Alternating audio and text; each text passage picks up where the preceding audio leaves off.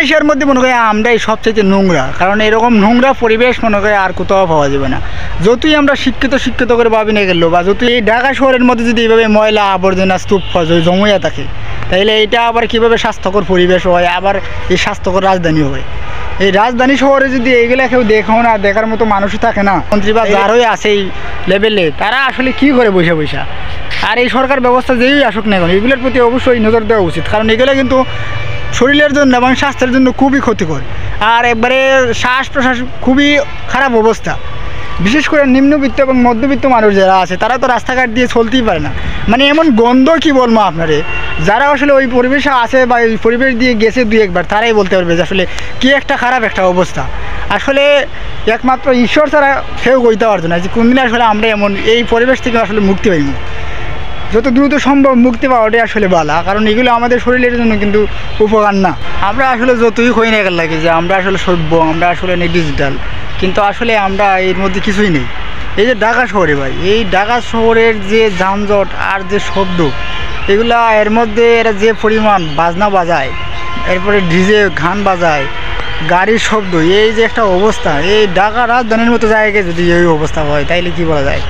আমরা যতই হই না গেলে যে আসলে আমরা অনেক আগাই গেছি কি, অনেক হেঁটেই গেছি কি, অনেক হেঁটে গেছি কি। আসলে আমাদের যে পরিবেশ আর যেই হোক, এগুলো আসলে শরীরের স্বাস্থ্যের জন্য কোনোভাবেই আসলে যায় না। এই যে এটা ঢাকা শহর, এখানে গাড়ির যানজট আর এত হর্ন বাজায়, এগুলোই কিন্তু ছাত্রছাত্রী, বৃদ্ধ মানুষ এবং বয়স্ক মানুষ, ছোটো বাচ্চা সকলেরই কিন্তু ক্ষতি দিতে পারে। তারপরে যে একটা অবস্থা, এটা কোনো স্বাস্থ্যকর কোনো ইয়েও হইতে পারে না, পরিবেশই হইতে পারে না। আর এই ঢাকার মতো জায়গায় যদি এই অবস্থা হয়, তাইলে আপনারা বলেন তো, এটা নাকি আপনাদেরকে আবার ডিজিটাল হয়ে গেছি, শুধু শব্দ আর এইগুলোতে আমাদের শরীরের যে কী পরিমাণ ক্ষতি করে, এটা আসলে আমরা জানি না। যদি জানতাম তাহলে হয়তো আমরা এভাবে বেড়াইতাম না। কবেতে এইগুলো থেকে আসলে আমরা মুক্তি পাই, একমাত্র ঈশ্বরই জানে। এই যে শব্দ আর এর মধ্যে আছি ধুলা, এত পরিমাণ ধুলো আপনারা কী বলবো, যে ঢাকার মধ্যে আপনি মাস্ক ছাড়া যদি বাইরেন, তাহলে দেখবেন যে আপনার নাক মুখ একবারে ধুলাই বয়ে গেছে।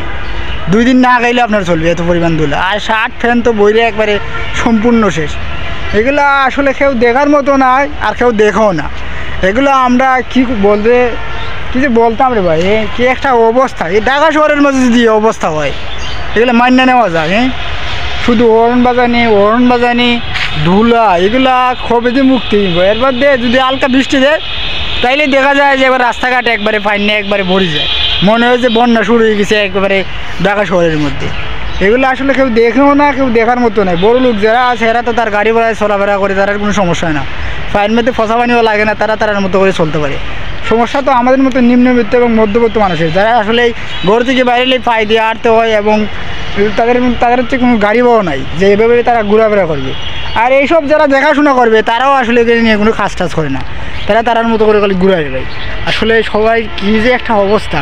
আর ভিডিওটা অবশ্যই শেয়ার করে দেবেন। আমি চাই না যে আসলে লাইক দেন, কমেন্ট দেন। লাইক কমেন্ট আমার দরকার নেই ভাই, ভিডিওটা অবশ্যই শেয়ার করে দেবেন যেন সেই পরিমাণ মানুষের কাছে পৌঁছে যায়, আর এরকম পরিবেশ থেকে আমরা যেন মুক্তি পাই, এটাই